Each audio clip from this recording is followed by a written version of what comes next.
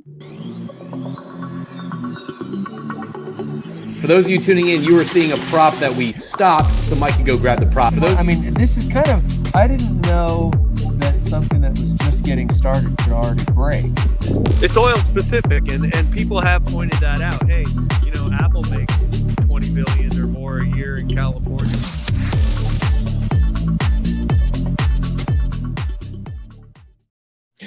And welcome everybody.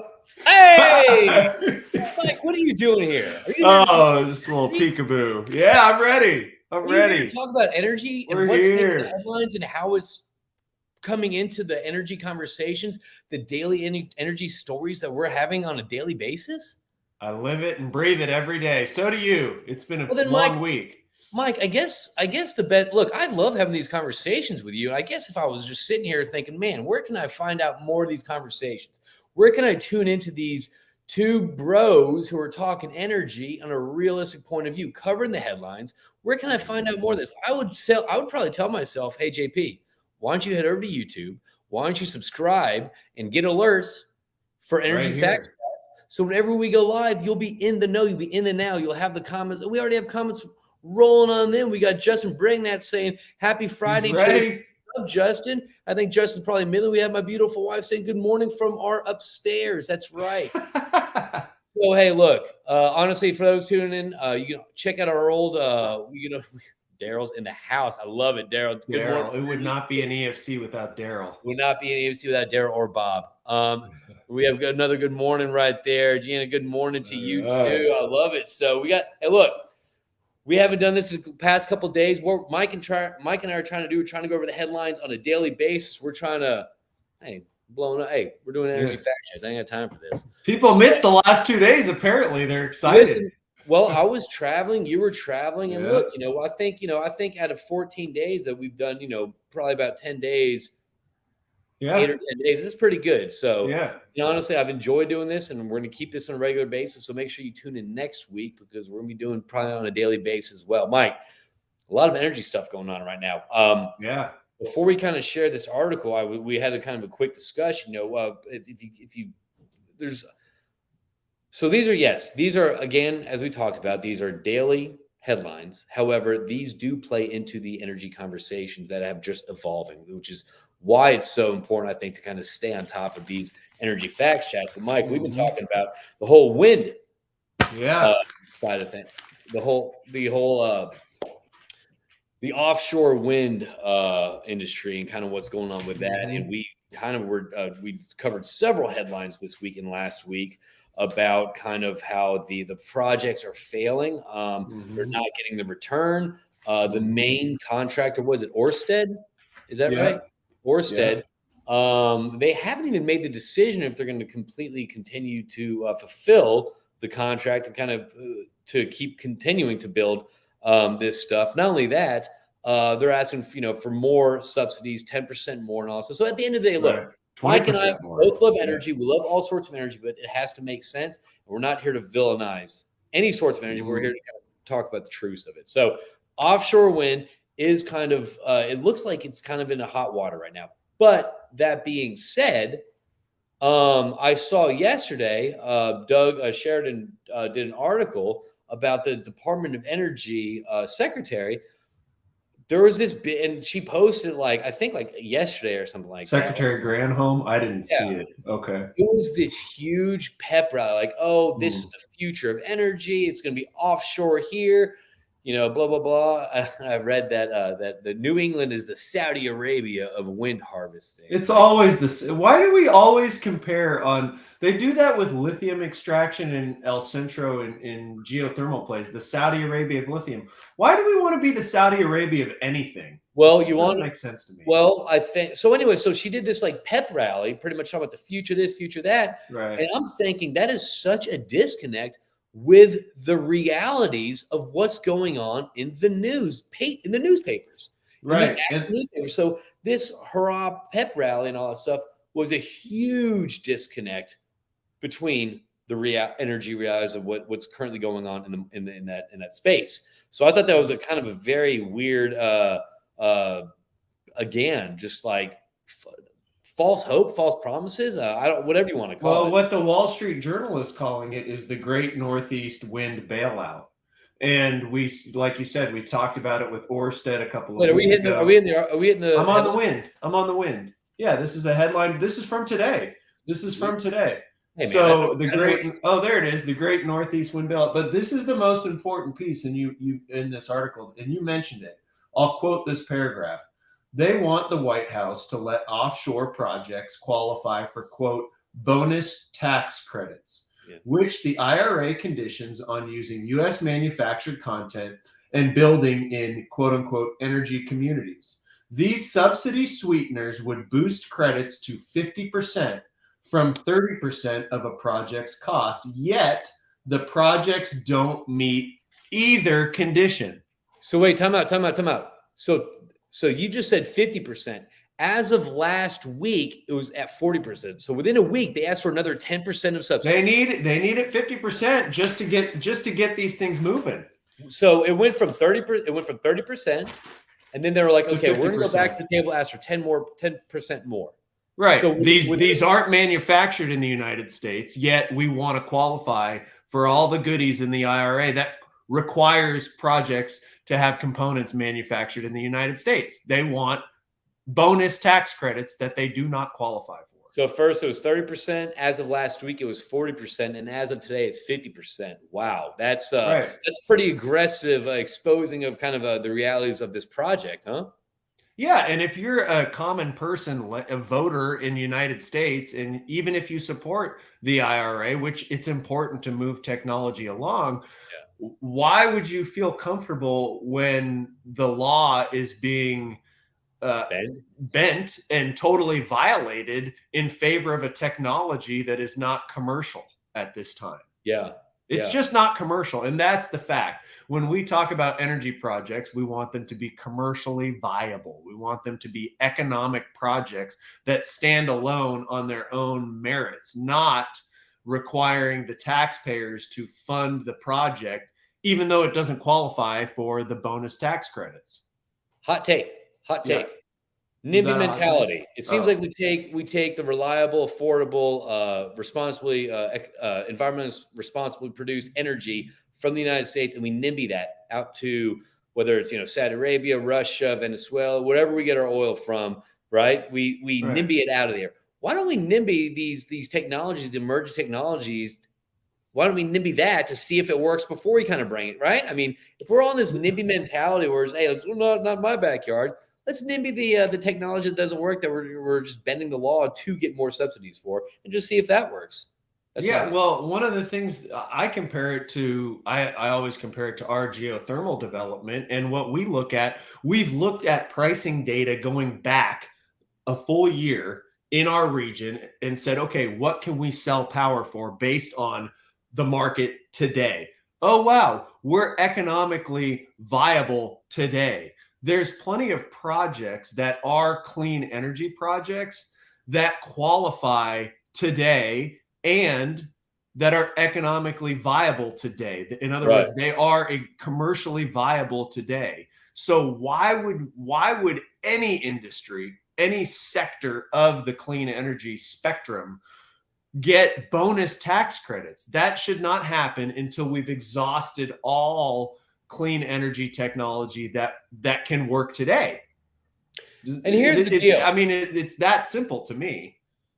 I mean, it is that simple, and I may not be a subsidies expert or an economic expert. Here's the deal. That's a pretty pricey subsidy request. Now, we're not talking about like a research facility or a battery testing or a wind testing on a plot of land. These are major offshore projects. Installations. And the fact that we're kind of going on this, number one, it's already failing the beginning side of it, but also we're going to be putting more. I mean, so if this, let's say this does collapse, let's say this does kind of, spool up and all that stuff, that's a huge pile of junk that's left out there that no one's going to touch. It's going to be too expensive to decommission and stuff. Right. And if it is working, it's going to increase rates for the ratepayer. And that's what we saw. There was a North Sea lease auction for offshore wind, and nobody bid on it because the price of power they would have had to charge would have been too high.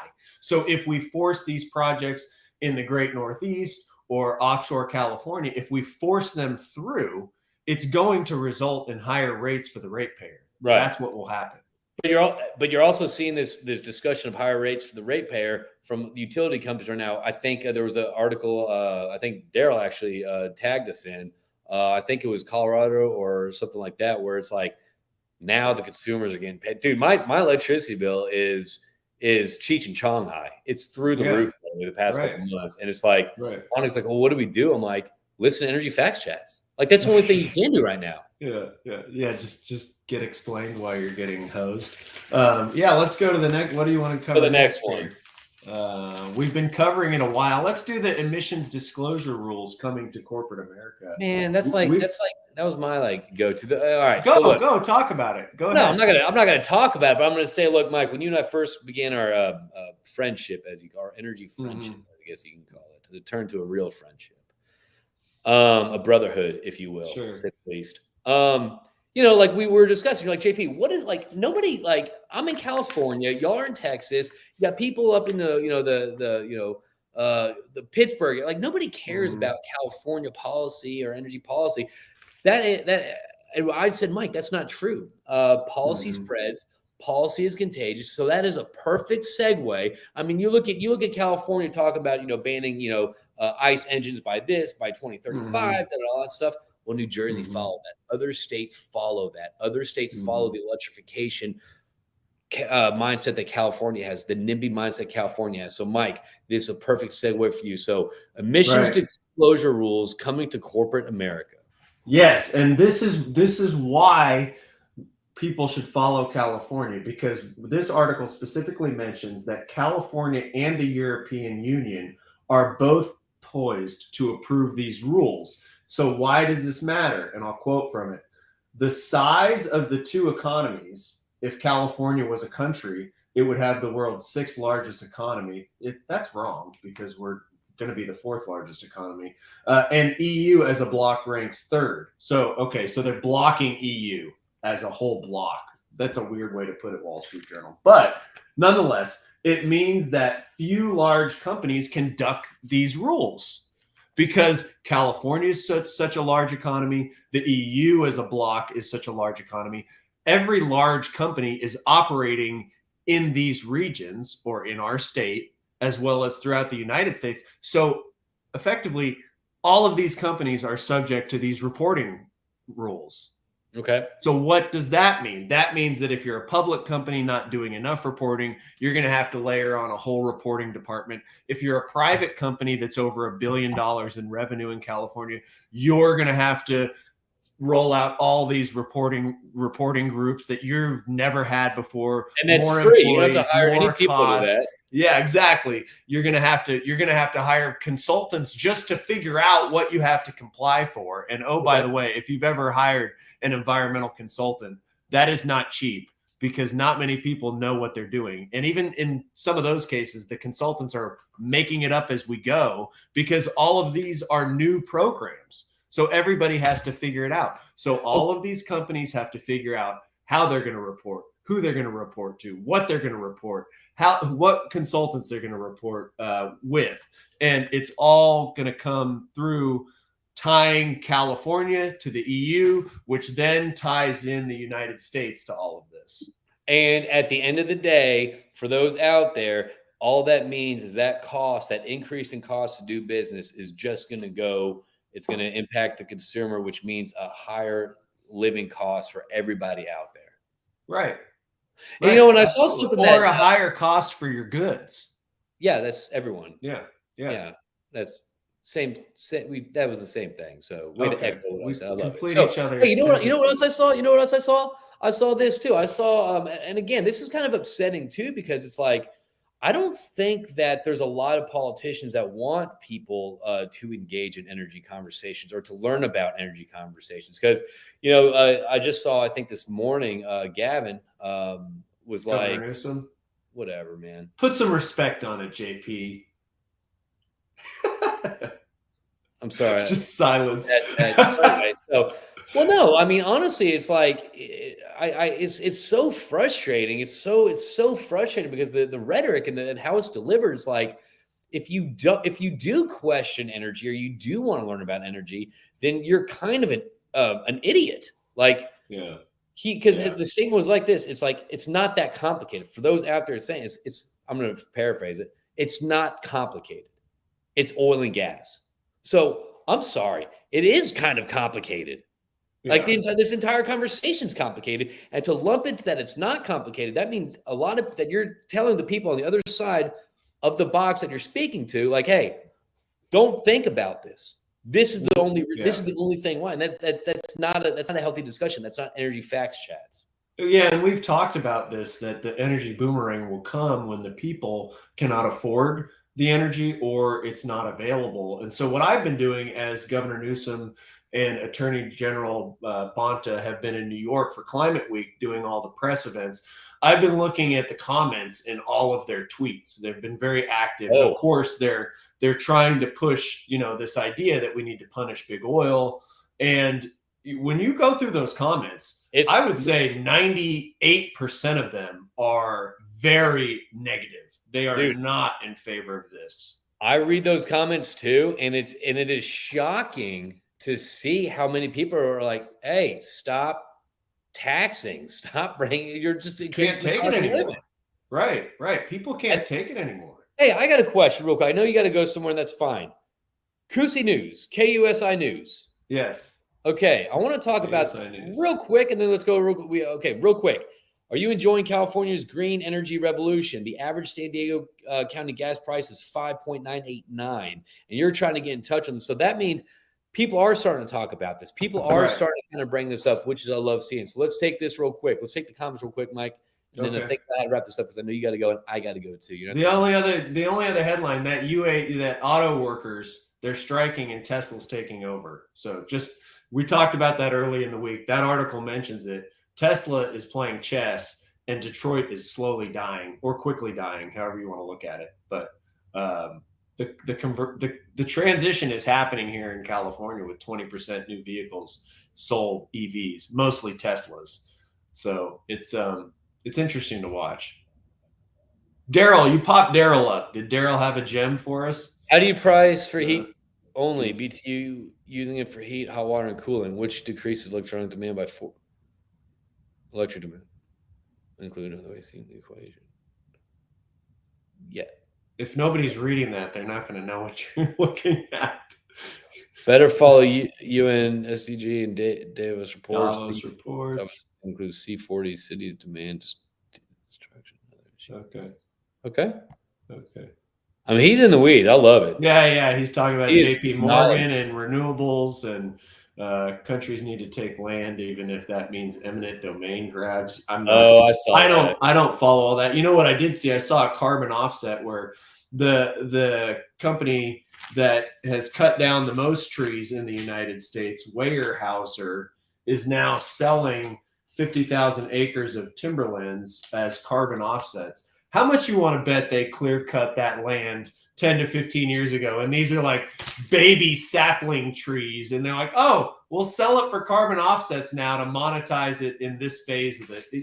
This whole carbon offset, hey, the trees are already there. You're not offsetting anything. It's all smoke and mirrors, these carbon offset programs. That's what it is. And the thing is, though, it's gotten to such a place where there's so many the CCUS, the carbon offset, it's gotten so confusing that the majority of the population is not going to kind of understand what's happening, So it's so easy to kind of rake people through the coals when people just aren't even talking about, hey, the trees will capture it. Hey, it's not that complicated, Mike. It's burning of fossil fuels. Don't do your research, Mike. It's not complicated. I'm telling you what to think. Well, Governor Newsom commissioned a study from Lawrence Livermore National Lab at some point in the past few years, and it's for climate related. And you know what they told him? Plant 1 billion trees. Plant 1 billion new trees. Okay. Not preserve, not, sell carbon offsets. If you really want to do something, plant all those suckers in the ground. But Bill Gates. What's Bill Gates got? said, I don't plant trees. And if you do, that's complete nonsense because it's not going to fix the climate crisis because are we the science people or are we the idiots? Which one do we want to be? Yeah. That was a direct quote from Bill Gates that I took today. Yeah. heard Well, you know, we were told as kiddos, plant trees, reduce, reuse, recycle. Recycle. A lot of this comes down to our behaviors as a society. You've talked about it. We need to consume less. Less. I've talked about it. We need to look at local sources and uses of energy, not, as you say, NIMBY manufacturing of wind turbines offshore, then planting them in the ocean, you know, whether they're floating or standing offshore, out of sight, out of mind. What we need to do is look at where we are day to day, what we can touch and see and feel, and how we can make all of these things more efficient, whether it's driving less, biking more, making decisions as a family. Those things we all as a society need to be conserving energy. I'm not gonna. Here's the deal. The problem is, though, Mike. The reality is, we got people sitting on their house, consuming, ordering Amazon, booking flights, doing this, doing that, Right. and yet and at the end of the day, they're saying, "Oh, stupid big oil with all this." Right. Bro, Exactly. like, no, that's kind of like just consume less. Right. That's it. Maybe they should start cracking down on frequent deliveries that don't need to happen every day. Maybe that should be. I'd like that. Yeah, unless it's an essential item, you don't need it in 18 hours from Amazon. Oh yeah, you dictate what I'm ordering or how many times I can order that, Mike? No, thank you. All right, hey, I'll give a shout out to old Ryan Walker, DC checking another great show, man. I love how Ryan kind of came in our lives and kind of connected with us and just kind of we got that East Coast support. I love it. I love it. I got a Zoom. I got to get on a Zoom, bro. All right, everyone. Thanks for tuning in, everyone. We'll catch you next week on Energy Fact Checks. And Mike, you can peace out. For those of you tuning in, you were seeing a prop that we stopped so Mike could go grab the prop. I mean, this is kind of, I didn't know that something that was just getting started could already break. It's oil specific, and people have pointed that out. Hey, you know, Apple makes 20 billion or more a year in California.